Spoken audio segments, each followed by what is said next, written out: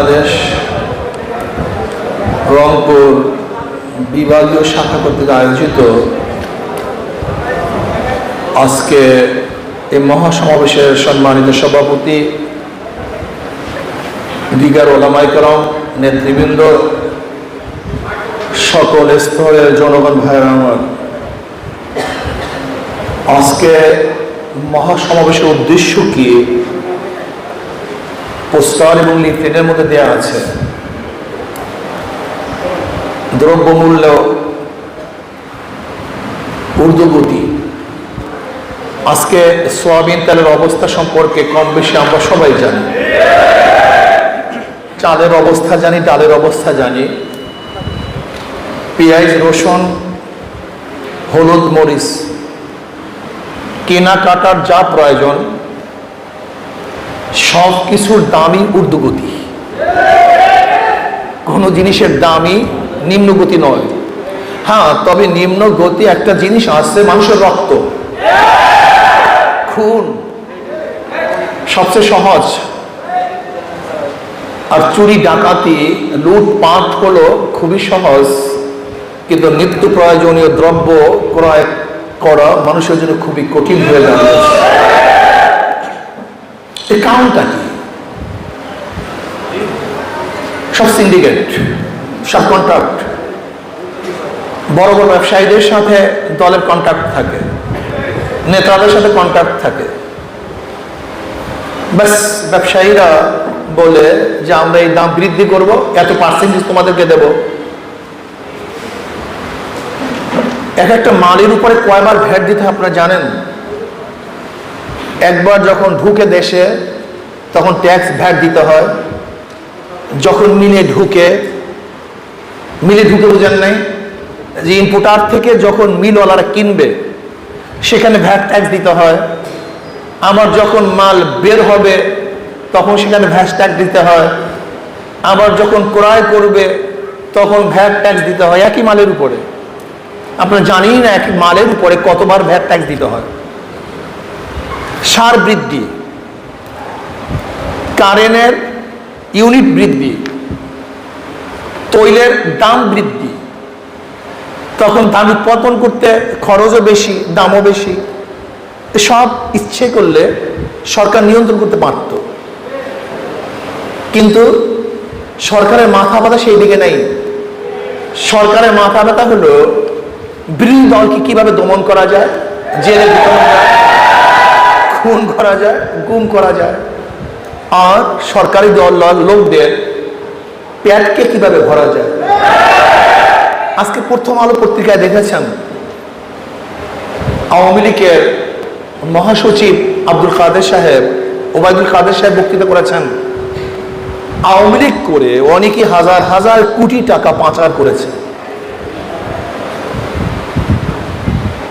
দুর্নীতিবাজ। আজকে দেশের গরিবের টেনশন কার মধ্যেই নেই, গরিবের চিন্তা কার মধ্যেই নেই। অবস্থাটা কিভাবে দাঁড়ালো? কোন এক দেশে দুর্ভিক্ষ লাগার পরে রানী বলতেছে রাজাকে, দুর্ভিক্ষ কি এত পর্যায়ে পুষছে যে জনগণ কি দুবেলা পোলাও খেতে পারে না? দুবেলা পোলাও কি খেতে পারে না জনগণ?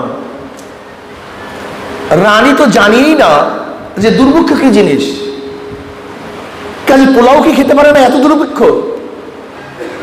যারা সরকারি দল করে, যারা সরকারে আছে, তাদের তো হাজার হাজার কোটি টাকা, টাকার কোনো অভাব নাই। তারা জানিই না মালের এত দাম, এত প্রয়োজন মাল, এত দুর্লভ মূল্য হয়ে গেছে। অথচ জনগণ কি অবস্থায় আছে যা চিন্তাও করা যায় না।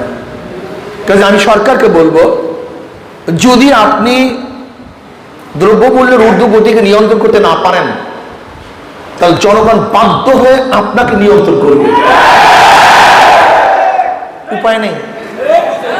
যেরকম শ্রীলঙ্কার জনগণ বাধ্য হয়ে সে দেশের সরকারকে নিয়ন্ত্রণ করেছে, বাংলাদেশের জনগণ বাধ্য হয়ে আপনাকে নিয়ন্ত্রণ করবে।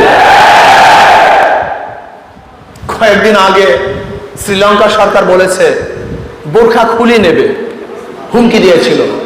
আল্লাহ রাব্বুল আলামিন তাদের পরনের কাপড়ও রাখে না, সেটা খুলে দিয়েছে। এটা আল্লাহ পাকের নিজাম। আমি সরকারকে বলবো, আপনিও শ্রীলঙ্কার মতো কাপড় খুঁড়তে বাধ্য করবেন না, কারণ পেটে যখন ক্ষুধা থাকে তখন হুঁশ থাকে না, কিন্তু পেটে ক্ষুধায় হুঁশ থাকে না। যদি জনগণ ক্ষুধার্ত হয় তাহলে হিংস্র বাঘের মতো হয়ে যাবে, কোন জায়গায় থাবা মারবে তারা নিজেরাও জানবে না, মসনদ কাঁপিয়ে দেবে জনগণ। কাজেই দ্রব্যমূল্যের ঊর্ধ্বগতিকে নিয়ন্ত্রণ করতে হবে, এটা আমাদের দাবি। 21 বছর বয়স হলে মদ পান করতে পারবে। যেখানে 100 মদখোর থাকবে সেখানে দোকান খোলার অনুমতি দিবে। মনে হয় যেন বাংলাদেশ তোর বাবার দেশ, নাস্তিকদের বাবার দেশ। এটা ভারতের অঙ্গরাজ্য নাকি? ভারতে গিয়ে দেখেন সব জায়গায় মদের দোকান আছে, ওপেনে মদ পান করা হয়, বাজারে বাজারে মদের দোকান আছে, মোড়ে মোড়ে মদের দোকান আছে। তাহলে মানি আমাদের দেশটা তো আমাদের দেশের কোনো নেতারা নিয়ন্ত্রণ করে না, আমাদের দেশের নেতারা আমাদের দেশ নিয়ন্ত্রণ করে না, ওই ভারতের লোকজন আমাদের দেশ নিয়ন্ত্রণ করে। তাহলে আমরা কেমন স্বাধীন? আসলে আমরা স্বাধীন মুখে বলি, আসলে প্রকৃতভাবে আমরা স্বাধীন না। যদি আমরা স্বাধীনই হতাম তাহলে র্যাবের উপর থেকে নিষেধাজ্ঞা উঠাবার জন্য আমাদের বাংলাদেশ সরকার ভারতকে ধরছে কেন? লজ্জায় মাথা নত হয়ে যায়। উকিল ধরছে ভারতকে, আজকে ভারত আমাদের উপর নিয়ন্ত্রণ করবে, তাহলে আমরা স্বাধীন হয়েছিলাম কেন? ভারত আমাদের কর্তৃত্ব করবে, তাহলে আমরা স্বাধীনতার মানিটা কি হলো? আমাদের গর্ব কোথায় স্বাধীনতা? ভারত আমাদেরকে দ্রব্যমূল্য নিয়ন্ত্রণ করবে, রাজনীতি নিয়ন্ত্রণ করবে, কে ক্ষমতা যাবে কে ক্ষমতা যাবে না ওখান থেকে আসবে না, এটা মেনে নেওয়া যায় না। কে ক্ষমতায় থাকবে কে ক্ষমতায় যাবে, কে উঠবে কে নামবে, এর নিয়ন্ত্রণ করবে বাংলাদেশের জনগণ, অন্য কাউকে এই নিয়ন্ত্রণ শক্তি হাতে দেয়া যাবে না। কিন্তু আমরা কি দেখেছি? আমরা দেখছি যারা ক্ষমতায় আছে, যারা ক্ষমতায় যেতে চায়, তারা আমাদের দেশের জনগণের কাছে কেউ যায় না, তারা সবাই বিদেশি শক্তির কাছে যায়। কিন্তু ইসলামী আন্দোলন বাংলাদেশ বিদেশি শক্তির কাছে যাবে না, তারা বাংলাদেশের জনগণের কাছে যাবে। বাংলাদেশে কে ক্ষমতায় যাবে কে ক্ষমতায় যাবে না, কে থাকবে কে থাকবে না, এই সিদ্ধান্ত করবে বাংলাদেশের জনগণ, অন্য কেউ না। এই জন্য তোরা ভোট দিতে ভয় পায়, ভোট দিতে চায় না, কেন জানে ভোটের হারি ফাঁকা হয়ে যাবে। বাংলাদেশের জনগণ এই দুর্নীতিবাজদেরকে আর কোনো অবস্থায় ক্ষমতায় রাখবেন না ইনশাআল্লাহ। আপনারা দেখেছেন ইসলামী শিক্ষা সংকুচিত করা হয়েছে। আজকে ইসলামী শিক্ষার উপরে পরীক্ষা নিবে না, আর যেই সাবজেক্টে পরীক্ষা হয় না সেই সাবজেক্টে কেউ পড়াশোনাও করে না। তার পরিবর্তে ডারউইনের থিওরি স্থাপন করা হয়েছে। ডারউইনের থিওরি গিয়ে দেখেন নবম ক্লাসের সমাজ বিজ্ঞানের মধ্যে, দশম ক্লাসের সমাজ বিজ্ঞানের মধ্যে ডারউইনের থিওরিটা কি? মানুষ মানুষ থেকে নয়, মানুষ বানরের থেকে। এই কয়েকদিন আগে যা হিন্দু শিক্ষক তার ক্লাসে বলেছিল যে আল্লাহ বলতে কিছু নাই, প্রতিবাদ করার কারণে তাকে অ্যারেস্ট ভাবে জেলখানা থেকে তাকে বের করছে। শুধু তাই নয়, তাকে তো বের করছেই, কিন্তু যারা রেকর্ড করছে, আন্দোলন করছে, তাদের বিরুদ্ধে কেস হয়েছে, তাদেরকে জেলে দেওয়া হয়েছে।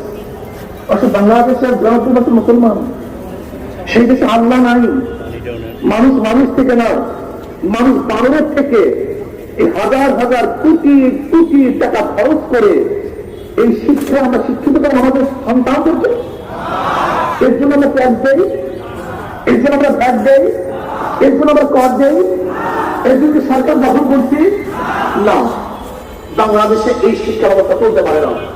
কাজে আমরা দাবি করব প্রাইমারি লেভেল শুরু করে মাস্টার্স পর্যন্ত প্রত্যেকটা ক্লাসে মানুষদের ইসলামী মুসলমান ইসলামী শিক্ষা শিক্ষা দিতে হবে। এই ব্যবস্থা সরকারকে করতে হবে।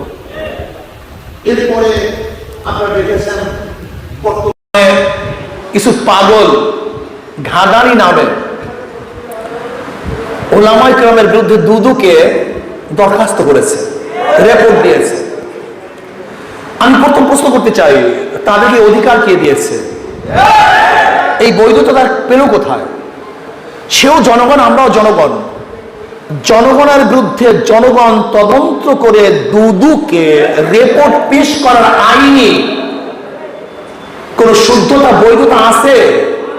যদি না থাকে তাহলে দুদককে প্রথম বলবো, আপনি রিপোর্ট গ্রহণ করলেন কেন? এই বৈধতা তাকে কে দিয়েছে? আমি দুদককে বলবো 9 মাস পর্যন্ত তারা যে 9 মাস পর্যন্ত তদন্ত করেছে, এই 9 মাস পর্যন্ত তদন্ত করার পেছনে যত সদস্য এর মধ্যে সংশ্লিষ্ট ছিল, যত অর্থ খরচ হয়েছে, এই ফান্ডিং কে করছে? এই অর্থ কে দিছে? এই টাকা কোথা থেকে আসছে? এর উৎস কোথায়? কারাই টাকা ফান্ডিং করেছে? টাকা কে দিয়েছে? উৎস খোঁজ করুন। বিদেশি শক্তি দেশকে ধ্বংস করার চক্রান্ত করতেছে, ইসলাম মুসলমানকে ধ্বংস করার চক্রান্ত করতেছে। যদি আপনি বিচার না করুন, সরকারকে বলবো বিচার না করুন। যদি আপনি বিচার না করেন তাহলে বলবো আপনি এটা করিয়েছেন, আপনি তাকে ফান্ড দিয়েছেন, টাকা দিয়েছেন বাংলাদেশ ইসলাম উৎখাত করার জন্য, ধ্বংস করার জন্য। আপনি ব্যবস্থা গ্রহণ করুন, জলদি জলদি ব্যবস্থা গ্রহণ করুন। যদি জলদি জলদি ব্যবস্থা গ্রহণ না করুন তাহলে বাংলাদেশের জনগণ বাধ্য হয়ে ইসলামের বিরুদ্ধে ওলামায়ে কেরামদেরকে, আজকে ওলামায়ে কেরামদেরকে ইসলামকে কটূক্তি করার কারণে, তাদেরকে লাঞ্ছিত অপমানিত করার কারণে, মানহানি করার কারণে বাংলাদেশের প্রত্যেকটা মুসলমান গর্জে উঠবে, আন্দোলন করবে, সামনে করবে ইনশাআল্লাহ। সাহস তাদেরকে কে দিয়েছে? সমস্ত শীর্ষ ওলামায়ে কেরামদের বিরুদ্ধে আজকে দুদকের কাছে তারা দরখাস্ত করবে, রিপোর্ট পেশ করবে। এত বড় সাহস! আজকে ওলামায়ে কেরামকে ধর্ম ব্যবসায়ী বলবে, এত বড় সাহস তাদেরকে কে দিয়েছে? আমি জানতে চাই সরকারকে। ওলামায়ে কেরাম দেশে ভেসে আসে নাই, আমরা কসুরি পাবো নই যে বিদেশ থেকে ভেসে এসেছি। এদেশ আমাদের, আমার বাবার দেশ, আমার দাদার দেশ, মুসলমানদের দেশ। মুসলমানের কারণে দেশ স্বাধীন হয়েছে, অন্য কারোর কারণে নয়। এদেশ স্বাধীন হয়েছে মুসলমানের কারণে। ব্রিটিশের বিরুদ্ধে আন্দোলন মুসলমান করেছে। এদেশের স্বাধীনতার জন্য মুসলমান সর্বোচ্চ চেষ্টা সাধনা করেছে। কাজে দেশ মুসলমানদের দেশ, নাস্তিকদের দেশ নয়। কোন নাস্তিক মুসলমান উৎখাত করার চেষ্টা করবে আর মুসলমানরা বসে থাকবে না, এটা হতে পারে না। যেরকম আগুন এবং পানি একই জায়গায় থাকতে পারে না, আলো এবং অন্ধকার একই জায়গায় থাকতে পারে না, ইসলামের দুশমন এবং মুসলমান একই জায়গায় থাকতে পারে না।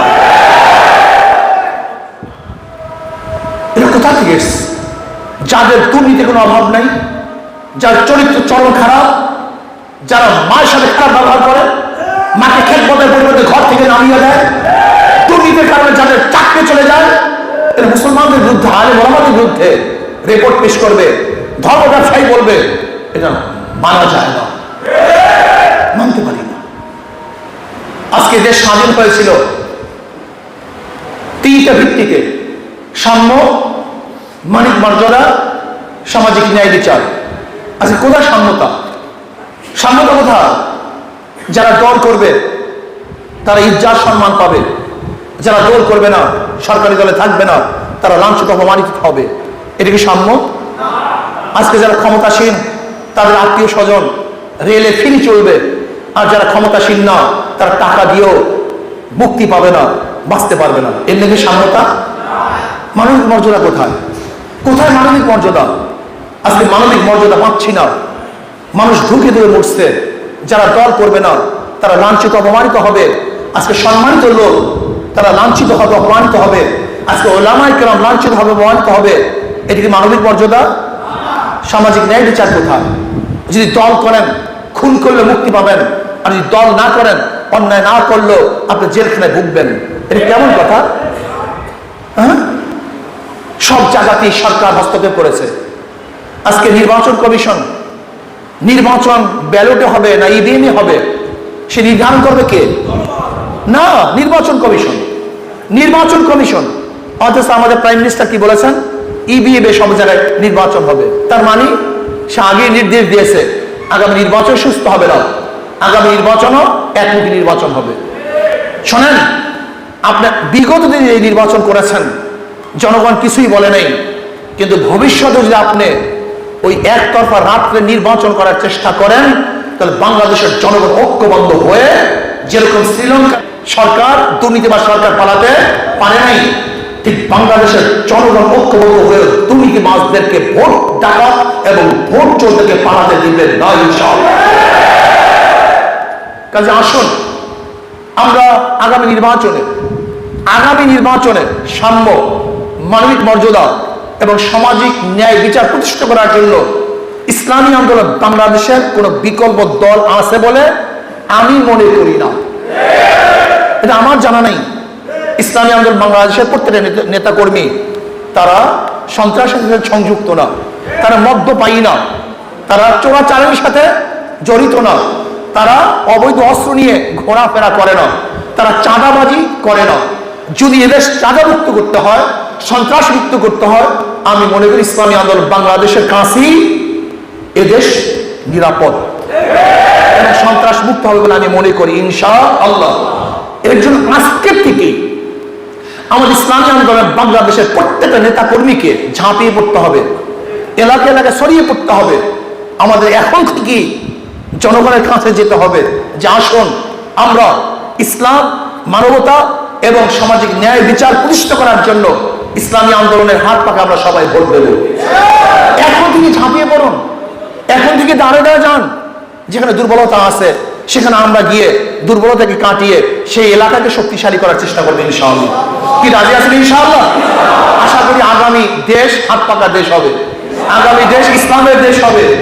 আগামী ইনশাআল্লাহ ইসলামী আন্দোলন বাংলাদেশ বিপুলভাবে ভোটের মাধ্যমে এদেশে সামাজিক ন্যায় বিচার, মানবিক মর্যাদা এবং শান্তি প্রতিষ্ঠা করবে ইনশাআল্লাহ।